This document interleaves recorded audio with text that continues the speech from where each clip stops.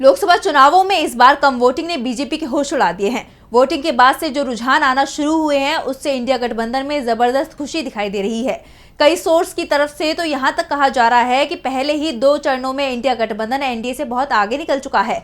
ऐसे में बीजेपी एक बार फिर अपनी रणनीति बदल सकती है और इस तरफ कांग्रेस नेता राहुल गांधी पहले ही इशारा कर चुके हैं। लोकसभा चुनाव के दूसरे चरण में बीजेपी को जबरदस्त नुकसान की खबरें आ रही हैं। वोटिंग के बाद से ही पार्टी नेताओं की चिंता बढ़ गई है। तमाम कोशिशों के बावजूद वोटिंग प्रतिशत कम हुआ है, जो बीजेपी को डरा रहा है। पहले राउंड के बाद दूसरे राउंड के संकेत भी बीजेपी के खिलाफ मिल रहे हैं, जिससे पार्टी में खलबली मच गई है। इसके बाद अब पार्टी रणनीति बदलने को मजबूर दिखाई दे रही है। पहले चरण की वोटिंग से पहले पार्टी 400 पार की बात कर रही थी, लेकिन वोटिंग होते ही बीजेपी को एहसास हो गया कि बाजी हाथ से फिसल रही है, तो वो मुस्लिम और मंगलसूत्र पर आ गई है। और अब दूसरे चरण के बाद कहा जा रहा है कि पीएम मोदी चुनाव प्रचार के दौरान बार बार भावुक हो सकते हैं। उनकी आंखों से आंसू भी निकल सकते हैं, क्योंकि अलग अलग सोर्स से जो दावे किए जा रहे हैं उसमें पहले 2 चरणों में एनडीए को 2019 की तुलना में 45 से 50 सीटों का नुकसान हो रहा है और आने वाले चरणों में ये नुकसान बढ़ता ही जाएगा। यानी राहुल गांधी का दावा कि बीजेपी इस बार 150 से नीचे सिमट जाएगी वो सच हो सकता है।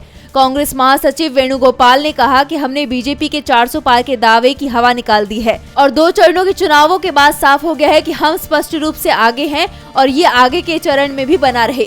तो बिहार के पूर्व डिप्टी सीएम तेजस्वी यादव ने कहा कि दूसरे चरण में बीजेपी की फिल्म पहले फेज में पूरी तरह से फ्लॉप हो गई है और दूसरे फेज में तो पर्दे पर चढ़ी ही नहीं। प्रधानमंत्री बात करते हैं हिंदू मुस्लिम मंदिर मस्जिद की, जो बता रहा है कि बीजेपी ने अपनी हार स्वीकार कर ली है। डीबी लाइव की रिपोर्ट।